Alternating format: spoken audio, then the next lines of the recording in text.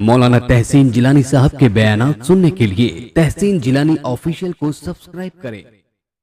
कुल्लु नफ्सिन ज़ाइक़तुल मौत, हर जानदार को मौत का मज़ा चखना है। दुनिया में जो भी आया है उसे यहाँ से जाना है। कोई रुकने के लिए नहीं आया, कोई यहाँ रहने के लिए नहीं आया। ये मुसाफिर खाना है। यहाँ लोग आते हैं चले जाते हैं, आते हैं चले जाते हैं। जो बना है वो फ़ना है। हाँ, कुल्लु नफ्सिन ज़ाइक़तुल मौत, हर जानदार को मौत का मज़ा चखना है। दुनिया में ऐसे बहुत लोग हैं जो क़यामत का इनकार करते हैं, जन्नत व दोज़ख का इनकार करते हैं, सज़ा और जज़ा का इनकार करते हैं, लेकिन आपको कोई ऐसा नहीं मिलेगा जो मौत का इनकार करे कि नहीं भाई मौत नहीं आएगी। कोई भी ऐसा हो तो लाके मुझे दिखाओ जो इनकार करता हो मौत का कि मौत नहीं आएगी। हर इंसान, मोमिन हो या काफिर हो, नेकोकार हो या गुनाहगार हो, कोई भी ये नहीं कह सकता कि मौत नहीं आनी, बल्कि हर कोई यही कहता है कि एक ना एक दिन मरना है। मौत पक्की है, मौत निश्चित है, मौत आनी है। एक शख्स हज़रत सुलेमान अलैहिस्सलाम के पास बैठा था। सुलेमान अलैहिस्सलाम का वज़ीर था। और हज़रत सुलेमान अलैहिस्सलाम कौन है? ये इतने बड़े बादशाह गुज़रे हैं कि इन्होंने पूरी दुनिया पर हुकूमत की है। हज़रत सुलेमान अलैहिस्सलाम ने, अल्लाह के नबी हैं। हज़रत सुलेमान अलैहिस्सलाम बैठे थे, एक वज़ीर आपका बैठा था। इतनी ही देर में मलकुल मौत आ गए। मौत का फ़रिश्ता आ गया, रूह कब्ज़ करने वाला फ़रिश्ता है, वो आ गया, इंसानी शक्ल में आ गया, आके बैठ गया और उस इंसान की तरफ बार बार वो देखने लगा, घूर के देखने लगा। जब मौत का फ़रिश्ता चला गया, मलकुल मौत चले गए, तो वो वज़ीर बोला, हुजूर ये कौन शख्स था? ये मेरी तरफ बहुत घूर के देख रहा था। हज़रत सुलेमान अलैहिस्सलाम ने फरमाया ये मलकुल मौत थे।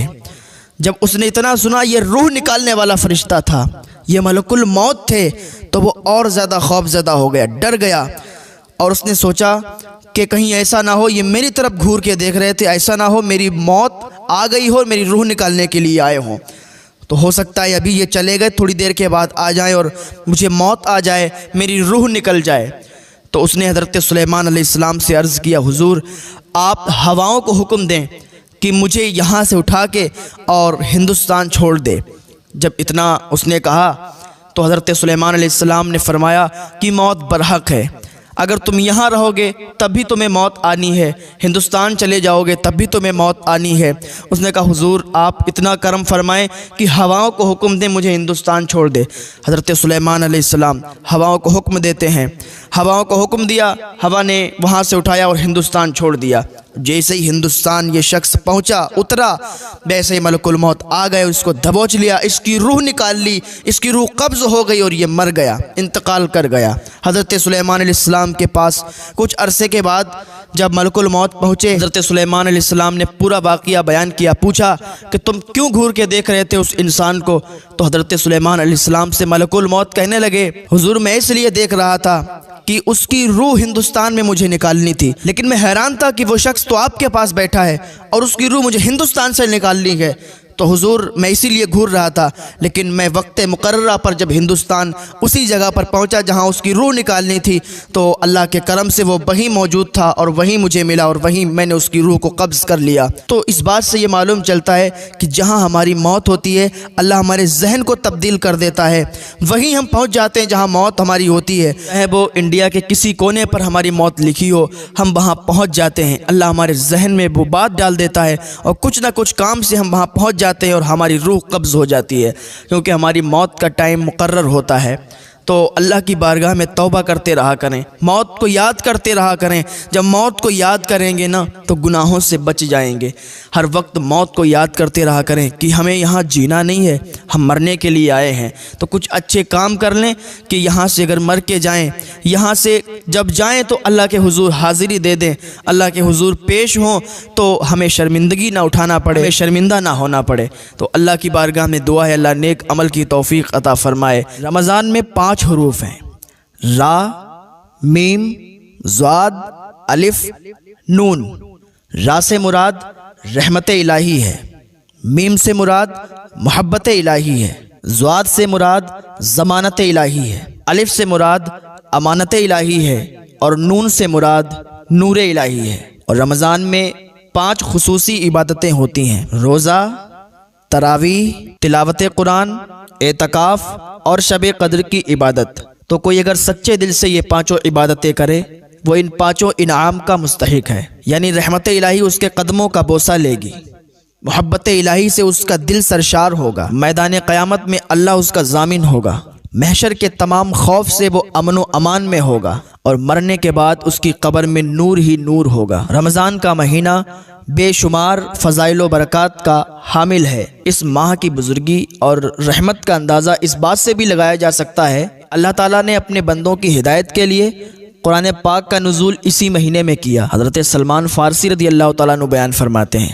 کہ حضور صلی اللہ تعالیٰ علیہ وسلم نے ماہ شعبان کے آخری دن باز فرمایا، اے لوگو، تمہارے پاس عظمت اور برکت والا مہینہ آ گیا، وہ مہینہ جس میں ایک رات 1000 مہینوں کی راتوں سے افضل ہے۔ اس ماہ میں جو کوئی ایک نیکی کرے تو اس کو 70 نیکیوں کا ثواب دیا جائے گا۔ فرمایا اس مہینے میں نیکیاں بڑھ جاتی ہیں، اعمال کی کھیتی ہری بھری ہو جاتی ہے۔ جیسے کہ ہر چیز کے لیے بڑھنے پھلنے پھولنے کے لیے ایک موسم ہوتا ہے، اس طرح اس ماہ میں رحمت الہی کی برسات ہوتی ہے، جس سے اعمال کی کھیتیاں سرسبز و شاداب ہو جاتی ہیں، نیکیاں بڑھنے پھلنے اور پھولنے لگتی ہیں۔ موجودہ حال میں ہم دیکھتے ہیں کہ بڑی بڑی کمپنیاں سال میں 1-2 آفر دیا کرتی ہیں کہ اگر آپ ریچارج کروائیں گے تو آپ کو اتنا آفر دیا جائے گا، کہ اگر آپ 300 والا ریچارج کروائیں گے تو آپ کو 150 کا پڑ جائے گا، اگر آپ 150 والا ریچارج کروائیں گے آپ کو 100 روپے کا پڑ جائے گا۔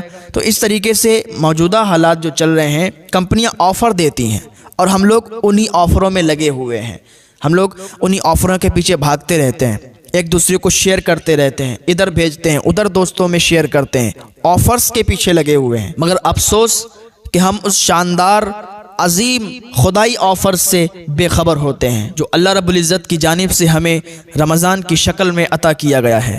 فرمایا یہ مہینہ صبر کا ہے اور صبر کا بدلہ جنت ہے۔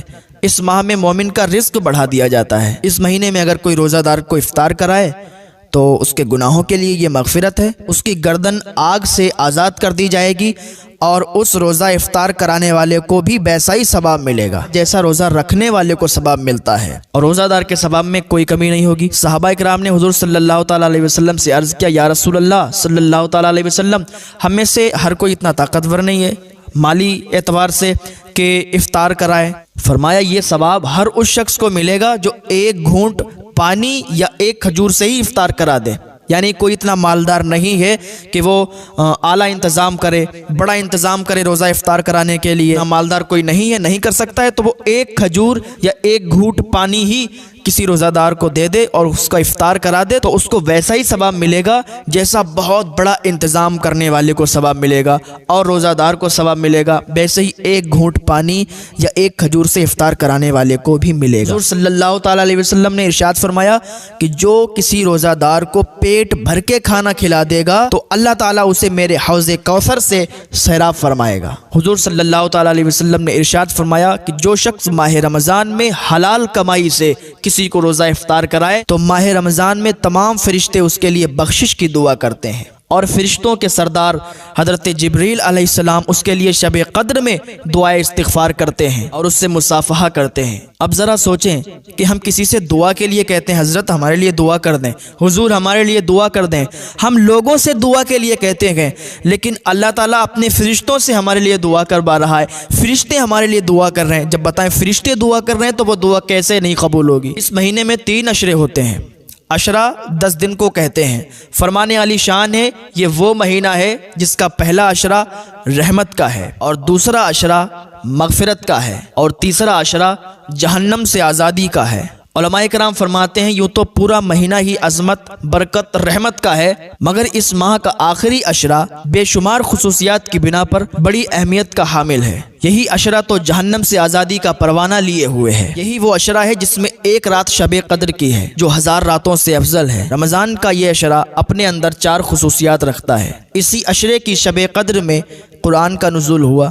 نمبر 2، یہ رات 1000 مہینوں سے افضل ہے۔ نمبر 3، اسی عشرے کی شب میں سید الملائکہ حضرت جبریل علیہ السلام تمام فرشتوں کے ساتھ زمین پر اترتے ہیں۔ نمبر 4، یہ رات تمام تر اپنی رحمتوں برکتوں کے ساتھ صبح صادق تک سایہ فگن رہتی ہے۔ رمضان کا آخری عشرہ اس لحاظ سے بھی بہت اہمیت کا حامل ہے، یہ عشرہ اعتکاف کا عشرہ ہے، جو تمام انبیاء علیہ السلام کی سنت ہے اور فرض کفایہ بھی ہے کہ اگر پورے شہر یا بستی میں سے کوئی ایک آدمی بھی اعتکاف میں بیٹھ گیا تو تمام لوگ بری الذمہ ہیں، اور اگر نہیں بیٹھا تو سب گناہگار ہوئے۔ حدیث پاک میں ہے کہ قیامت کے دن ایک شخص دوزخ میں ڈالا جائے گا تو جہنم کی آگ اس سے دور بھاگے گی۔ دروغہ جہنم حضرت مالک علیہ السلام اس سے کہیں گے تو اسے کیوں نہیں پکڑتی، اسے کیوں نہیں جلاتی؟ جہنم کی آگ کہے گی میں اسے کیوں کر پکڑوں، اس کے منہ سے تو روزے کی بو آتی ہے۔ دروغہ جہنم اس سے پوچھیں گے تو روزہ دار تھا؟ وہ کہے گا ہاں، تو آپ کہیں گے اسی لیے جہنم کی آگ تجھے نہیں جلاتی۔ قیامت میں رمضان اور قرآن روزے دار کی شفاعت کریں گے۔ رمضان اللہ کی بارگاہ میں کہے گا میں نے اسے دن میں کھانے پینے سے روکے رکھا تھا۔ قرآن اللہ کی بارگاہ میں عرض کرے گا اے پروردگار، میں نے اسے رات میں تراویح کے ذریعے تلاوت قرآن کے ذریعے سونے سے روکے رکھا تھا۔ اللہ تعالیٰ رمضان اور قرآن کی شفاعت قبول کرے گا اور روزہ دار کو جنت عطا فرمائے گا۔ اللہ تعالیٰ فرماتا ہے جو شخص ایمان اور اخلاص کے ساتھ روزے رکھے اللہ تعالیٰ اس کے پچھلے گناہ بخش دیتا ہے۔ اور اللہ تعالیٰ کو یہ عمل اتنا پسند ہے کہ حضرت سلیمان علیہ السلام اللہ کے نبی ہیں، پوری دنیا پر جن کی حکومت تھی، حضرت سلیمان علیہ السلام کا لشکر جا رہا تھا تو چیونٹیوں کی ملکہ 3 میل دور سے بولی اپنی برادری کی چیونٹیوں سے کہ سلیمان کا لشکر آ رہا ہے، تم لوگ اپنے اپنے بلوں میں داخل ہو جاؤ، اپنے اپنے سوراخوں میں داخل ہو جاؤ، کہیں ایسا نہ ہو کہ سلیمان کے لشکر کے پاؤں کے نیچے کچلی جاؤ۔ ہاں، یہ وہ اپنی برادری کو گائیڈ کر رہی ہے، اپنی برادری کو نصیحت کر رہی ہے، ہاں اپنی قوم کو نصیحت کر رہی ہے۔ اور اللہ تعالیٰ کو چیونٹی کی یہ نصیحت اتنی پسند آئی کہ اللہ نے قرآن میں سورہ نمل چیونٹی کے نام سے سورت نازل فرما دی۔ تو بتائیں کہ چیونٹی نے جب اپنی برادری والوں کو نصیحت کی، اپنی قوم کو نصیحت کی، تو اللہ نے قرآن میں سورت نازل فرما دی۔ تو بندے اگر ایک دوسرے کو نصیحت کریں گے تو اللہ تعالیٰ کو یہ عمل کتنا پسند آئے گا، اللہ تعالیٰ کتنا راضی ہوگا کہ اس کے بندے آپس میں نصیحت کرتے ہیں۔ ہاں، تو نصیحت اللہ تعالیٰ کو بہت زیادہ پسند ہے کہ اس کے بندے آپس میں نصیحت کرتے رہیں۔ ہاں، حضرت امام باقر صادق رضی اللہ تعالیٰ عنہ، ان کی نصیحتیں یہ تھیں اپنے بیٹے کے لیے، کس کے لیے؟ حضرت امام جعفر صادق رضی اللہ تعالیٰ عنہ کے لیے۔ حضرت امام جعفر صادق فرماتے ہیں کہ میرے ابا نے مجھے نصیحتیں کی کہ بیٹا 5 قسم کے لوگوں سے دور رہنا، اگر ان کے ساتھ چلنا بھی پڑے نا تو راستہ تبدیل کرنا، ان کے ساتھ چلنا بھی پڑے تو مت چلنا، راستہ بدل دینا۔ حضرت امام جعفر صادق عرض کرتے ہیں ابا اپنے والد سے، حضرت امام باقر صادق رضی اللہ تعالیٰ عنہ سے، کہ ابا 5 قسم کے لوگ کون کون ہیں؟ تو حضرت امام باقر فرماتے ہیں کہ بیٹا پہلی قسم کا وہ شخص ہے جو بے وقوف ہے، یعنی بے وقوف سے کبھی دوستی مت کرنا، بے وقوف سے کبھی رشتہ مت قائم کرنا، کبھی اس کے ساتھ مت رہنا، اس لیے کہ اگر وہ تمہیں فائدہ پہنچانا بھی چاہے گا تب بھی وہ فائدہ نہیں پہنچا پائے گا، وہ تمہیں نقصان ہی پہنچائے گا۔ ہاں، وہ اس کو لگے گا کہ میں فائدہ پہنچا رہا ہوں لیکن حقیقت میں وہ نقصان ہوگا۔ ہاں، کعبۃ ایک انسان کا ایک بے وقوف دوست بن گیا تھا، وہ گھر پہ لے آیا، اس کے ساتھ رہنے لگا۔ ایک دن وہ سو رہا تھا اور اس کا بے وقوف دوست پنکھا جل رہا تھا، پنکھا جل رہا تھا، اتنے میں کیا دیکھا کہ ایک مکھی آ کے اس کی ناک پر بیٹھ گئی۔ اب اس نے مکھی کو ہٹایا، وہ اڑ گئی، پھر آ کے پھر بیٹھ گئی، پھر اس کو اڑایا، پھر اڑ گئی، پھر بیٹھ گئی۔ اس کو غصہ آ گیا کہ یار میں اس کو ہٹا رہا ہوں یہ پھر آ کے بیٹھ جا رہی ہے، وہ تھا بیوقوف۔ اس نے کیا کیا، کہا ابھی اس کا علاج کرتے ہیں۔ بڑا سا پتھر اٹھایا اور اٹھانے کے بعد دے مارا، وہ اس کی ناک پھوٹی، منہ پھوٹا، بھیجا نکل گیا، وہ اس کا کام تمام ہو گیا۔ اس نے تو اپنی سمجھ میں بہت اچھا کام کیا کہ مکھی کو مار رہے ہیں، لیکن عقل اتنی نہیں تھی کہ مکھی تو اڑ جائے گی اور اس کا بھیجا باہر آ جائے گا، اس کا منہ پھوٹ جائے گا، تو اسی لیے منع کیا گیا ہے۔ علماء فرماتے ہیں بے وقوف دوست سے عقل مند دشمن بہتر ہے۔ تو حضرت امام باقر رضی اللہ تعالیٰ عنہ نے فرمایا بیٹا بے وقوف کے ساتھ کبھی دوستی مت کرنا۔ دوسرا فرمایا کہ کبھی جھوٹے کے ساتھ دوستی مت کرنا، اس لیے کہ جھوٹا تمہیں ایک لقمے میں بیچ ڈالے گا، وہ دور کو قریب اور قریب کو دور بتائے گا، جس سے تمہیں صحیح حقیقت کا پتہ نہیں چل پائے گا۔ تو کبھی بھی جھوٹے سے دوستی مت کرنا۔ حضور صلی اللہ تعالیٰ علیہ وسلم کے پاس ایک انسان آیا اور کہنے لگا یا رسول اللہ صلی اللہ تعالیٰ علیہ وسلم، میرے اندر 4 بری عادتیں ہیں۔ ایک تو میں چوری کرتا ہوں، دوسرا میں بدکاری کرتا ہوں، تیسرا میں شراب پیتا ہوں، اور چوتھا میں کے پاس اس لیے آیا ہوں کہ آپ مجھے ہدایت فرمائیں، نصیحت فرمائیں کسی ایک چیز کے لیے۔ ایک چیز چھوڑنے کو کہیں گے نا، میں چھوڑ دوں گا۔ حضور صلی اللہ تعالیٰ علیہ وسلم نے اس کو اپنے پاس بٹھایا اور کہا تو صرف جھوٹ بولنا چھوڑ دے۔ اس نے کہا ٹھیک ہے حضور، جھوٹ نہیں بولوں گا۔ گھر چلا گیا۔ رات ہوئی، قدم نکلے باہر، قدم بڑھائے چوری کرنے کے لیے کہ لاؤ چوری کر کے آتے ہیں۔ جیسے ہی بڑھا اس کو حضور کی نصیحت یاد آ گئی کہ حضور نے مجھے نصیحت فرمائی تھی کہ جھوٹ مت بولنا۔ تو بس سوچنے لگا کہ یار کل جب جائیں گے حضور کی بارگاہ میں تو حضور ظاہر سی بات ہے مجھ سے پوچھیں گے کہ تم نے رات کیا کیا، اور مجھے بتانا پڑے گا کہ میں نے چوری کی، اور جب بتاؤں گا تو پکڑا جاؤں گا، پھر سزا ہوگی۔ تو بڑھتے ہوئے قدم روک لیے کہ نہیں، چوری نہیں کرنے جاؤں گا۔ پھر اس نے تھوڑی دیر کے بعد سوچا لاؤ شراب پی لیتے ہیں، بدکاری کر لیتے ہیں۔ جیسے یہ کام کرنا شروع کیا فوراً اسے حضور کی نصیحت یاد آ گئی کہ حضور نے فرمایا جھوٹ نہیں بولنا، اور کل اگر حضور نے پوچھ لیا کہ کل کیا کیا تھا تو بتانا پڑ جائے گا کہ شراب پی تھی، بدکاری کی تھی، تو گناہ پکڑ جائے گا، اور بات پتہ چل جائے گی تو پھر سزا ہوگی۔ تو ظاہر سی بات ہے کہ حضور سے کیا ہوا وعدہ تھا، تو اس نے سوچا کہ پھر وعدہ خلافی ہوگی اگر جھوٹ بولوں گا، تو کہا چلو چھوڑو، یہ بھی چھوڑو۔ صبح کو حضور کی بارگاہ میں حاضر ہوا، عرض کیا یا رسول اللہ صلی اللہ تعالیٰ علیہ وسلم، آپ نے فرمایا تھا کہ جھوٹ نہیں بولنا۔ یا رسول اللہ میں نے جھوٹ چھوڑا کہ میرے اندر سے چوری بھی ختم ہو گئی، بدکاری بھی ختم ہو گئی، شراب بھی ختم ہو گئی۔ یا رسول اللہ میں نے صرف جھوٹ چھوڑ دیا اور سچ بولنا شروع کیا تو میرے اندر سے وہ تینوں گناہ ختم ہو گئے، گویا کہ اب میں چاروں گناہ سے پاک ہوں، جھوٹ بھی نہیں بولتا، شراب بھی نہیں پیتا، اور چوری بھی نہیں کرتا، بدکاری بھی نہیں کرتا۔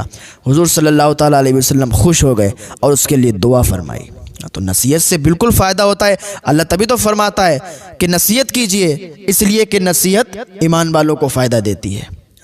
حضرت لقمان حکیم، یہ اللہ تعالیٰ کو اتنی نصیحتیں ان کی پسند تھیں کہ اللہ تعالیٰ نے ان کی نصیحتوں کو قرآن کا حصہ بنا دیا، سورہ لقمان نازل فرمائی۔ لقمان حکیم نے اپنے بیٹوں کو بلایا، بیٹے ادھر آؤ۔ بچے آ کے بیٹھ گئے، کہنے لگے ہم نے 6000 نصیحتوں میں سے صرف 4 نصیحتیں تمہارے لیے چھوڑی ہیں۔ بچے عرض کرنے لگے ابا بتاؤ کیا نصیحتیں ہیں؟ کہا بیٹا جب کسی کے گھر جانا نا تو اپنی نگاہوں کی حفاظت کرنا، کیونکہ جب نگاہیں اٹھتی ہیں اور نگاہیں جب غلط پڑتی ہیں تبھی گناہ سرزد ہوتے ہیں، تبھی گناہ وجود میں آتے ہیں اور وہ گناہ کرنے کا دل چاہتا ہے۔ کہا ٹھیک ہے۔ کہا دوسری میری نصیحت یہ ہے کہ جب بھی کسی مجلس میں بیٹھنا تو اپنی زبان کو پابندی کے ساتھ بند رکھنا، یعنی زبان کو بیجا مت کھولنا، زبان سے کوئی بری بات مت کرنا، اور مجلس میں بیٹھ کر زیادہ مت بولنا۔ کہا بیٹا تیسری نصیحت یہ ہے کہ جب کھانا کھانے بیٹھنا دسترخوان پر تو کم کھانا، کیونکہ اچھی صحت کا راز، اچھی تندرستی کا راز کم کھانے میں ہے، تو اپنے معدے کی حفاظت کرنا۔ اور چوتھی نصیحت یہ ہے بیٹے نماز کو کبھی مت بھولنا، نماز کا جیسے ہی ٹائم آئے فوراً نماز پڑھنا، اور اپنے دل کی حفاظت کرنا، سجدوں کو لمبا کرنا۔ یہ 4 نصیحتیں حضرت لقمان حکیم نے اپنے بیٹوں کو دیں، اور کہا 2 چیزوں کو کبھی مت بھولنا، ایک تو اپنے رب کو کبھی مت بھولنا، اور دوسرا کبھی موت کو نہیں بھولنا۔ عرض کر رہا تھا کہ حضرت امام باقر صادق نے اپنے بیٹے امام جعفر صادق کو 5 باتوں کے لیے روکا کہ 5 لوگوں سے دوستی مت کرنا۔ کس سے؟ ایک تو بے وقوف سے دوستی نہیں کرنا، دوسرا جھوٹے سے دوستی نہیں کرنا، تیسرا فاسق آدمی سے دوستی نہیں کرنا جو علل اعلان گناہ کرتا ہے، اس سے کبھی دوستی نہیں کرنا۔ بیٹا جب وہ علل اعلان گناہ کرتا ہے، اللہ سے بغاوت کرتا ہے، جب وہ اللہ کا نہیں ہو سکتا تو تیرا کیسے ہو سکتا ہے؟ بیٹا اس سے کبھی دوستی نہیں کرنا۔ اور فرمایا چوتھا بخیل آدمی سے کبھی دوستی نہیں کرنا، اس لیے کہ اگر تمہیں کبھی کوئی ضرورت پڑے گی، پیسوں کی ضرورت پڑے گی، اور تم اس سے کہو گے تو وہ ہاتھ اونچا کر لے گا اور نہ دینے کے طرح طرح کے بہانے بنائے گا، تو بخیل آدمی سے کبھی دوستی نہیں کرنا۔ بخیل اللہ سے دور، جنت سے دور، لوگوں سے دور، اور سخی اللہ سے قریب، جنت سے قریب، لوگوں سے قریب۔ ہاں علماء فرماتے ہیں کہ بخیل وہ ہے جو خود کھائے اور دوسروں کو نہ کھلائے، سخی وہ ہے جو خود بھی کھائے اور دوسروں کو بھی کھلائے، اور جود وہ ہے جو خود بھوکا رہے اور دوسروں کو کھلائے۔ تو میرے آقا صلی اللہ تعالیٰ علیہ وسلم کے جود و کرم کا کیا کہنا۔ اعلیٰ حضرت فرماتے ہیں واہ کیا جود و کرم ہے شہ بتہا تیرا، نہیں سنتا ہی نہیں مانگنے والا تیرا۔ مولا کائنات حضرت علی رضی اللہ تعالیٰ عنہ کوفہ میں جاتے ہیں، لوگ کہتے ہیں حضرت حاتم طائی بڑا ہی سخی آدمی تھا، اس کے 10 دروازے تھے، ایک ہی فقیر 10 دروازوں پر بار بار آتا تو وہ بار بار نوازتا، بار بار اسے دیتا، اور یہ بھی نہیں پوچھتا کہ تو پہلے دروازے پر آیا ہے، تو پہلے بھیک لے چکا ہے، تو پہلے یہاں سے خیرات لے چکا ہے۔ حضرت علی فرماتے میں اسے کنجوسی کہوں گا، میں اسے سخاوت نہیں کہوں گا، یہ تو کنجوسی ہوئی کہ جب وہ پہلے دروازے پر لینے گیا تو اس کا پیٹ نہیں بھرا، اس کی ضرورت پوری نہیں ہوئی، اسی لیے وہ 10 دروازوں پر بار بار جا رہا ہے اور بار بار مانگ رہا ہے۔ اگر تمہیں سخاوت دیکھنی ہے نا تو میرے آقا صلی اللہ تعالیٰ علیہ وسلم کی دیکھو کہ اگر ایک بار آپ سے کسی نے سوال کیا تو آپ نے اتنا نواز دیا کہ پوری زندگی اسے مانگنے کی ضرورت نہیں پڑی۔ ہاں تو یہ میرے آقا صلی اللہ تعالیٰ علیہ وسلم کی سخاوتیں ہیں۔ پھر حضرت امام باقر رضی اللہ تعالیٰ عنہ نے فرمایا 5واں وہ شخص کہ جو جلدی رشتہ داری توڑ دیتا ہے، تھوڑی سی بات ہو گئی رشتہ داری توڑ دی، ذرا سی بات میں رشتہ ناتا سب ختم کر دیتا ہے، تو بیٹے اس سے کبھی دوستی مت کرنا جو جلدی سے رشتہ توڑ دیتا ہو، جلدی رشتہ ناتا ختم کر دیتا ہو۔ تو میں عرض کر رہا تھا کہ نصیحت کیجئے، آپس میں ایک دوسرے کو نصیحت کیجئے، لیکن آج کا ماحول یہ ایسا ہو گیا ہے کہ اگر کسی کو کوئی نصیحت کرتا ہے نا، کچھ اچھی بات بتاتا ہے تو اس کو اچھا نہیں لگتا ہے، وہ کہتا ہے یہ مجھ سے جل رہا ہے، یہ مجھ سے حسد کر رہا ہے، اس کی بنا پر یہ مجھے ایسی بات کہہ رہا ہے۔ لیکن دوسرا اس کو سمجھانے کی کوشش کرتا ہے، اس کو نصیحت کرنے کی کوشش کرتا ہے کہ کاش کہ یہ سمجھ جاتا تو یہ اس کے لیے اچھا ہوتا، لیکن لوگ سمجھنے کی کوشش نہیں کرتے ہیں۔ ایک شخص حضرت ابراہیم بن ادہم رضی اللہ تعالیٰ عنہ کے پاس آیا، کہنے لگا حضور مجھ سے گناہ ہو جاتے ہیں اور میں اللہ سے ڈرتا بھی بہت ہوں، کیا کروں حضور، گناہوں کو چھوڑ نہیں پاتا ہوں، آپ بتائیں مجھے کوئی نصیحت کریں۔ حضرت ابراہیم بن ادہم فرمانے لگے کہ تو اس ملک سے نکل جا، کہیں دوسرے ملک میں چلا جا جہاں اللہ تجھے نہ دیکھے اور جو ملک اللہ کا نہ ہو۔ وہ کہنے لگا حضور ایسا تو کوئی ملک ہی نہیں ہے کہ جہاں میں جاؤں، ہر ملک اللہ کا ہے، ہر زمین اللہ کی ہے، ہر جگہ اللہ کی ہے اور وہ ہر جگہ دیکھتا ہے، ایسا نہیں ہے کہ میں دوسرے ملک میں چلا جاؤں گا مجھے دیکھے گا نہیں، یا اس کا ملک نہیں ہے، ساری کائنات اس کی ہے، ساری زمین اس کی ہے۔ حضرت ابراہیم بن ادہم فرمانے لگے کہ تو پھر اس کا رزق کھانا چھوڑ دے، کسی اور کا رزق کھا۔ کہنے لگا حضور ایسا تو کبھی نہیں ہو سکتا، یہ رزق اسی کا ہے۔ تو حضرت ابراہیم بن ادہم فرمانے لگے کہ تو رزق بھی اسی کا کھاتا ہے، ملک میں بھی اسی کے رہتا ہے، تو یہ تیرے لیے اچھا ہے کیا کہ جس کے ملک میں رہے اس سے غداری کرے، اس سے بے وفائی کرے، جس کا رزق کھائے اس سے بے وفائی کرے، اس سے غداری کرے۔ پھر حضرت ابراہیم بن ادہم نے فرمایا کہ جب موت کا فرشتہ تیرے پاس آئے نا تو کہہ دینا تھوڑا رک جاؤ، ابھی مجھے ٹائم دے دو، تھوڑا میں یہ کام کر لوں وہ کام کر لوں، تھوڑا سا مجھے مہلت دے دو۔ وہ کہنے لگا حضور یہ بھی تو نہیں ہو سکتا، کیونکہ وہ موت کا فرشتہ ہے نا، وہ ٹائم کا انتظار نہیں دیکھتا ہے، وہ مہلت نہیں دیتا، جب موت لکھی ہوتی ہے فوراً قبض کر لیتا ہے اور چلا جاتا ہے۔ پھر حضرت ابراہیم بن ادہم نے فرمایا کہ تو جب جہنم میں جانے لگے گا تو جہنم کے فرشتوں سے کہنا رک جاؤ، مجھے دوزخ میں مت ڈالو، مجھے جنت میں لے چلو۔ کہنے لگا حضور یہ کیسے ہو سکتا ہے، وہ جب فیصلہ ہو جائے گا اور مجھے دوزخ کی طرف لے جا رہے ہوں گے پھر تو میں کتنا بھی گڑ گڑاؤں گا، کتنا بھی روؤں گا، کتنا بھی چلاؤں گا، وہ نہیں سننے والے، وہ تو مجھے دوزخ میں ڈال دیں گے، دوزخ کی آگ میں جلائیں گے، دوزخ کی آگ میں دغائیں گے۔ تو حضرت ابراہیم بن ادہم نے فرمایا تیرے لیے کتنی بری بات ہے کہ جس کا رزق کھائے اس سے بے وفائی کرے، جس کے ملک میں رہے اس سے غداری کرے، اور نہ وہ تجھے مہلت دے گا، نہ تجھے دوزخ سے نکال کے جنت میں بھیجے گا تیرے گڑ گڑانے پر۔ تو تیرے لیے کتنی بری بات ہے، اب تو خود سمجھدار ہے تو خود سمجھ لے۔ اتنی بات اس نے جب سنی نا، اتنی نصیحت سنی تو قدموں پہ گر گیا، کہا حضور میں اللہ کی بارگاہ میں توبہ کرتا ہوں، آپ میرے حق میں دعا فرمائیں، میں سارے گناہوں سے توبہ کر رہا ہوں اور انشاءاللہ آج کے بعد کوئی گناہ نہیں کروں گا، کیونکہ مجھے اب خوف آنے لگا ہے، مجھے میرا دل گھبرانے لگا ہے کہ اللہ کا عذاب بڑا سخت ہے، وہ جب پکڑنے پہ آتا ہے تو پھر کوئی چھٹا ہی نہیں سکتا اسے، ہاں اس کا عذاب بڑا سخت ہے۔ اللہ رحیم ہے، کریم ہے، غفور الرحیم ہے، وہ بخشنے پہ آئے تو اس سے بڑا کوئی بخشنے والا نہیں ہے، کوئی معاف فرمانے والا نہیں ہے۔ اللہ تعالیٰ خود فرماتا ہے میرے بندے آ تو صحیح، میں توبہ قبول فرمانے والا ہوں، میں تیری توبہ قبول فرماؤں گا۔ تو کدھر جا رہا ہے؟ آ تو صحیح ایک بار۔ ایک ماں ہوتی کتنا پیار کرتی ہے، لیکن وہ اللہ تو 70 ماؤں سے زیادہ پیار کرنے والا ہے۔ وہی قہار و جبار بھی ہے، اس کی پکڑ سخت ہے، اس کی پکڑ سے کوئی نہیں بچ سکا۔ تو وہ معاف کرنے والا بھی ہے، پیار کرنے والا بھی ہے، اور قہار و جبار بھی ہے۔ تو اللہ کی بارگاہ میں سچے دل سے تائب ہو جائیں، سچے دل سے توبہ کریں، اللہ تعالیٰ آپ کو ایک توبہ سے معاف فرما دے گا۔ آپ کہاں ہو یار؟ سوچتے ہو کہ ہم توبہ کریں گے پتہ نہیں قبول ہوگی نہیں ہوگی۔ اللہ تو بلاتا ہے میرے بندے آ تو صحیح، میں تیری توبہ قبول فرماؤں گا۔ تو اللہ کی بارگاہ میں آپ آئیں اور اللہ کی بارگاہ میں گڑ گڑا کے رو کے دعا کریں، اللہ تعالیٰ تمہاری دعاؤں کو قبول فرمائے گا۔ اللہ رب العزت کی بارگاہ میں دعا ہے اللہ ہمیں نیک عمل کرنے کی توفیق عطا فرمائے، اللہ ہمیں ہدایت کی توفیق عطا فرمائے۔ فرمایا جس نے روزہ رکھ کر بھی فسق و فجور اور برائی نہیں چھوڑی، اس کا حال صرف بھوکے پیاسے کے سوا اور کچھ نہیں ہے۔ یعنی روزے کا مقصد ہے برائیوں کو چھوڑ دینا اور تقوی والی زندگی اختیار کرنا۔ آنکھ کا روزہ یہ ہے کہ کوئی حرام چیز نہ دیکھے، کان کا روزہ یہ ہے کہ کوئی بری بات کانوں سے نہ سنے، زبان کا روزہ یہ ہے کہ گالی گلوچ، جھوٹ، غیبت اور چغلی زبان سے نہ نکلے، ہاتھ کا روزہ یہ ہے کہ غلط کام کے لیے نہ اٹھے، پاؤں کا روزہ یہ ہے کہ قدم غلط جگہ اور حرام کی طرف نہ جائے۔ اگر واقعی وہ اپنے تمام اعضاء کو گناہوں سے بچاتا ہے تو صحیح معنوں میں اسے روزے کی برکتیں حاصل ہوں گی، ورنہ حدیث پاک میں آتا ہے کہ بہت سے روزے دار ایسے ہیں کہ ان کو بھوک اور پیاس کے سوا کچھ حاصل نہیں ہوتا۔ ہمیں چاہیے کہ ہم گناہوں سے اپنے آپ کو بچائیں، تبھی عبادت کی سچی لذت ہمیں مل سکتی ہے۔ افسوس کی بات یہ ہے کہ ہم اس مبارک مہینے میں بھی اپنی اصلاح کی کوشش نہیں کر پاتے اور نہ ہی کچھ تبدیلی اپنے اندر لا پاتے ہیں۔ اگر ہم اپنے اندر تقویٰ پیدا نہ کر سکے تو پھر روزوں سے ہمیں کوئی فائدہ حاصل نہیں ہوگا۔ جس روزے میں اور نیک اعمال میں تقویٰ کی بو نہ ہو، وہ نیک اعمال بارگاہ خدا میں قبول نہیں اور نہ ہی ہماری نجات کے ضامن ہیں۔ فرمان نبوی صلی اللہ تعالیٰ علیہ وسلم ہے، رمضان شریف کی پہلی رات میں اللہ اپنی مخلوق پر نظر رحمت فرماتا ہے۔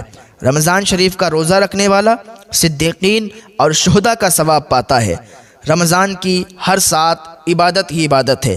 مومن کا سونا، جاگنا، کھانا، پینا، اٹھنا، بیٹھنا سب عبادت ہے۔ رمضان کے لیے پورے سال جنت کو سجایا جاتا ہے۔ ماہ رمضان میں ہی جنت کے 8 دروازے کھول دیے جاتے ہیں، جہنم کے 7 دروازوں کو بند کر دیا جاتا ہے اور شیاطین کو زنجیروں میں جکڑ دیا جاتا ہے۔ شیطان انسان کا کھلا دشمن ہے اور وہ انسان سے ہر وہ کام کروانے کی کوشش کرتا ہے جو انسان کو اللہ تعالیٰ سے دور کر دے۔ اور صرف شیطان ہی انسانی دشمن میں اکیلا نہیں، بلکہ ارواح خبیثہ اور جنات سے ایک گروہ اس کے ساتھ ملا ہوا ہے جنہیں شیاطین کہا جاتا ہے۔ شیاطین کے اس گروہ کو اتنی طاقت حاصل ہے کہ وہ بیک وقت دنیا میں ہر انسان کو دین حق سے غافل کرنے کے لیے پورا زور لگاتا ہے۔ انسانی نفس اور خواہشات پر قبضہ کر کے انسان کو رائے حق سے گمراہ کرنا شیاطین کا سب سے بڑا حربہ ہے۔ مگر رمضان المبارک کی اتنی فضیلت ہے کہ اس مہینے میں شیاطین کے گروہ کو زنجیروں سے جکڑ دیا جاتا ہے تاکہ انسانوں سے برائی سرزد نہ ہو۔ یہاں ایک سوال ذہن میں آتا ہے کہ جب شیاطین کو قید کر دیا جاتا ہے تو آخر لوگوں سے گناہوں کا صدور کیوں ہوتا ہے؟